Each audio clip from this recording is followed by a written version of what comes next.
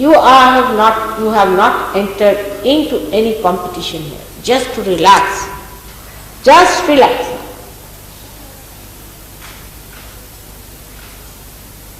Then the more you want to do about Sahaja Yoga,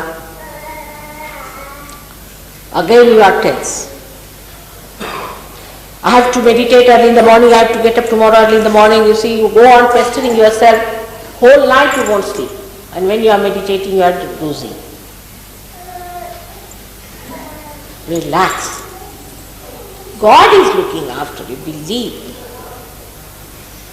He is going to give you realization and He is going to look after you and He is going to wake you up in the morning too. But relax.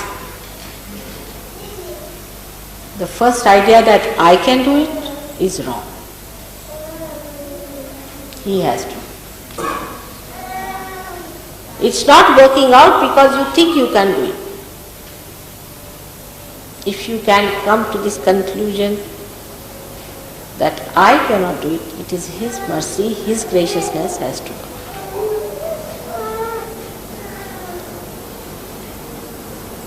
But after realization, you have to do something in the sense, you have to desire. But when I say you have to desire it, again you will say, all right, now I am going to sit down here and nail myself to this place and I am going to sit down and desire. This desire is a dead desire. You see, just pushed onto your head that, oh, I must desire, Mother has told I must desire. You have to be hungry. You don't say that I have to desire, that I have to be hungry. The hunger is from within, which is there, no doubt, but is clouded. The hunger is clouded because you have fear. If you put a goat before a tiger and give him to eat, he will reduce with that eating whatever it is. Because it has that fear that there is a tiger which is going to eat me. So first kill all the imaginary tigers around you. Again we come back to the same. That desire must come from within. And it is there, but is clouded. Relax.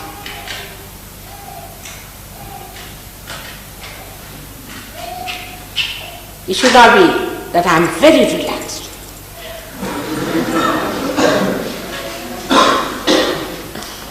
It's childlike. It's simple. A relaxed person is just like a child.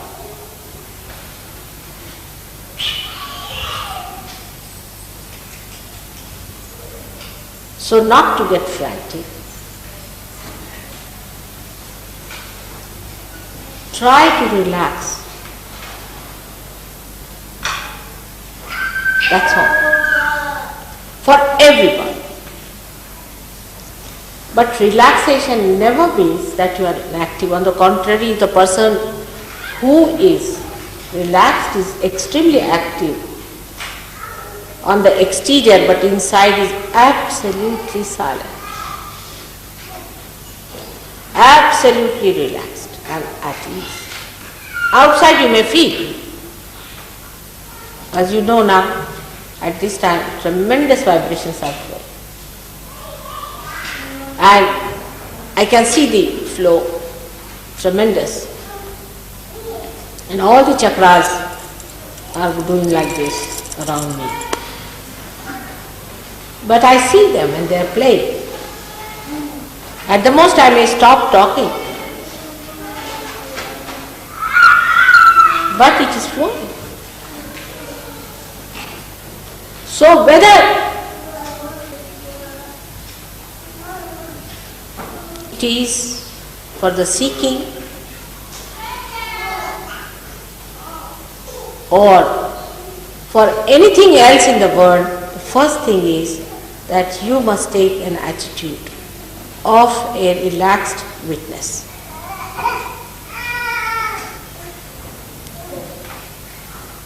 If you can do that, then those who are not feeling vibrations will definitely feel. I've seen people on whom I've been working, it wouldn't work out. Of course, they were not rude or even arrogant, but felt very sad that they couldn't get the vibration. So I said, all right, today you go and enjoy the flowers in the garden, enjoy the birds, and talk to the sky and come back to it. It works out. Because you have been always like this. In Sahaja Yoga, you don't have to achieve anything. You become.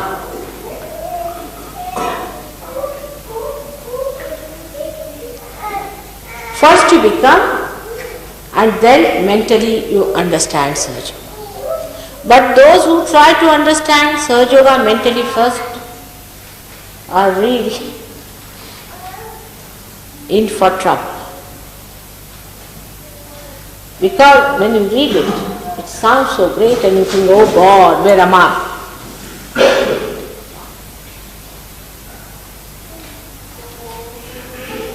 So, please, if you give realization to someone, take it easy. It will grow. Don't give advent to it. Next moment. We do it. Why? We think we should impress the person that Sahaja Yoga is a great thing and the person must read Advent, so he'll come to Sahaja Yoga and we'll establish this man because he will see and will be impressed. If somebody is going to be impressed by these things, such a person is of no use for Sahaja Yoga. Take it from me. If they are going to be impressed by something exterior and superficial, how far will they go? They have to achieve it within themselves, their own spirit.